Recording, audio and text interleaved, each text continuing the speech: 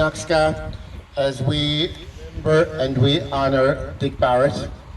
And Dick, as you know, was a pupil and a teacher here in Knockskeagh. So we're all walking in very, very hallowed footsteps. And we're delighted to have this opportunity to remember Dick and to remember his time in Knockskeagh, his time fighting for the Irish cause. And we're really honoured that you have all given up your time and come here to us today. So I'm going to hand over to John Loughlin, Chairman of our Board of Management, to just say a few words.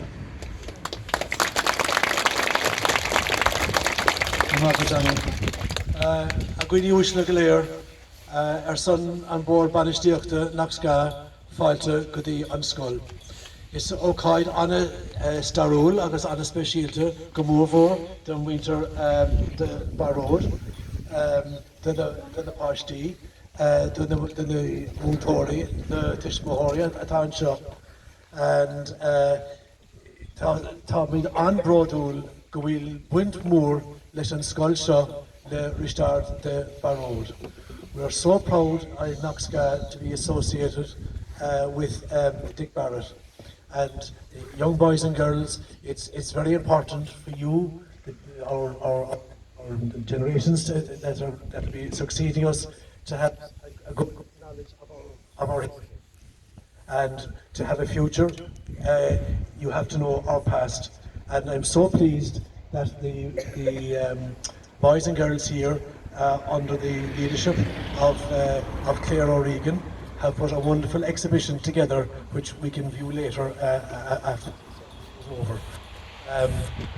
He put an awful lot of work into it, and I'm so grateful. And it'll be very satisfying for you people, you young people, to read and to know about those who have made our country what it is today. And read it carefully, and I thank you for all the work that you put into it. And there's a lovely banner inside there with the Dick Barrett centenary written on it. Very, very nicely done. And thanks to the teachers, and thank you all again, boys and girls. So with those few words, I welcome everybody. It's the start of a good few activities on this special weekend, particularly for the Barrett family who've travelled far and near, and we're so grateful to have you here. Gramalga. Thank you. John. Okay, we are very honoured today to have 5 nieces and nephews of Dick Barrett with us, and you are all very, very welcome. And I'm going to call on one of those, Kevin Barrett, to say a few words to you, please.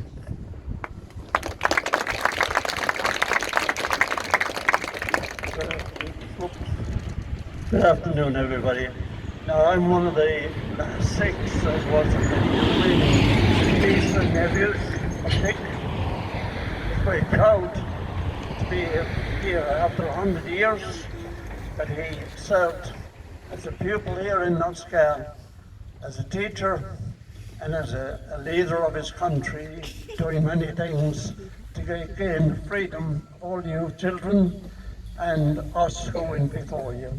I was also a pupil here for 1941, for I don't know how many years. Sometimes I think it was too long. Some people say it wasn't long enough. I'm sure our friend here has actually explained or said most of what I was probably going to say, and he actually said it much more eloquently than I would do, as he did it in the proper language, which is of our Irish language. I'm not too good at the Irish. I've got a brother-in-law who would be loved to be here, because he's a fluent Irish speaker. Now, to say thank you to everybody who's come up. It's a very cold day.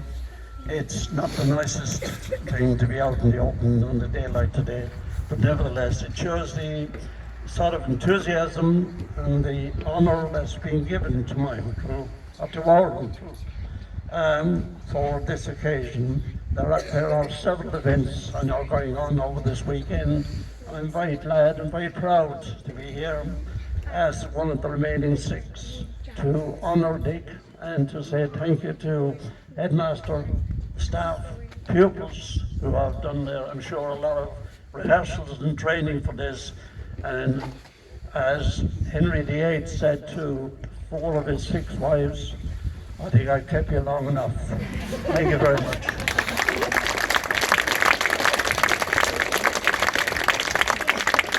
Thank you very much, Kevin. We are now going to call on 2 of our pupils, one from 5th class, one from 6th class, to come up and read for you what was Dick Barrett's last letter. Okay guys, up you come. We have Rory Hart and Faye McCarthy.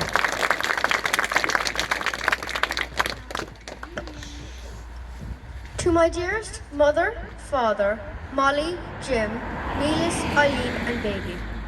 I've been just called up from my old bed in cell 36, top landing. A little paper was read to me which stated that I'm to be executed this morning at 8 a.m. as a reprisal for the murder of Sean Hales. Only a few days ago, some fellow prisoners of mine and I were speaking of the poor lads who were executed in Beggar's Bush and wondering would it be difficult to die in such circumstances. Well, the riddle is solved for me at any rate. The nearer we get to death, the easier it is. I'm quite prepared for the last long journey. For me, the best is come, but for you all, I can picture you when you receive this news. I wish you would take it as cool and resigned as I have done. Remember, it is sweet and glorious to die for one's country. There were 3 others brought out with me, Liam Mellows, Rory O'Connor and Joe McKelvey. I presume that these 3 great men will also pay the full penalty for loving Ireland. They will be a great loss to the cause of Irish freedom. They too, like me, I'm sure regret that the executioners should be Irishmen. In the past they were English, but the cause is the same, holy and triumphant. Well, I was not as good a son or as loving a brother as I might have been. I've caused you all a lot of worry and uneasiness, but I know you will forgive me.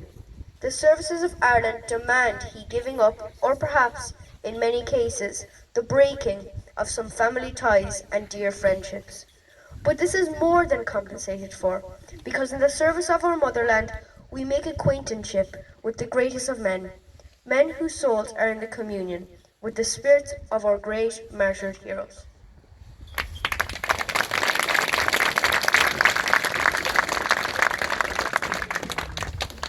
I should love to see you all, but this is impossible. I hope that we shall meet in heaven. Sure, it will only be a few years at most. Try and remember that death is sure to come to all. Make preparations for this, and I ask you to regard my death as a necessary infliction which you have to bear.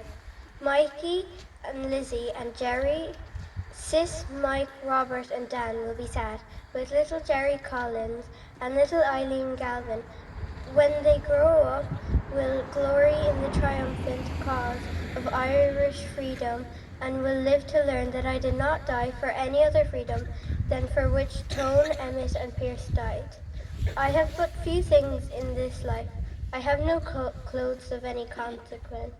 If you get what clothes I have here in Mountjoy, you can leave my old trunk at Belrose. If you don't get these clothes I have, and you are anxious to get something of mine, you can have a few things from the Belrose people. There is little money in Munster and Leinster Bank abandoned. Of course it will be yours. And should anybody come looking for something I owe them, I don't know if there are any such people. Try and go into their merits of their case and fix them up. There is nothing else in Belrose. Well, I intended to write to Lizzie and Sis, but I'm sure I may not have time. I have lots of little odds and ends to fix up. Let them see this letter, and let them to bear up like true women of Ireland, for live 1,000 years should not be so well paid. I want you now not to cry and mourn over my loss. Be proud that I have not died in disgrace. Pray for me. I can see Molly starting to cry already. Remember all the brave lads that are being killed in this fight, and try and take it as your lot you were called upon to give one member of your family to this holy cause. The priest is with me, and I'm happy. Tell Willie how I died happy. Goodbye all, Richard.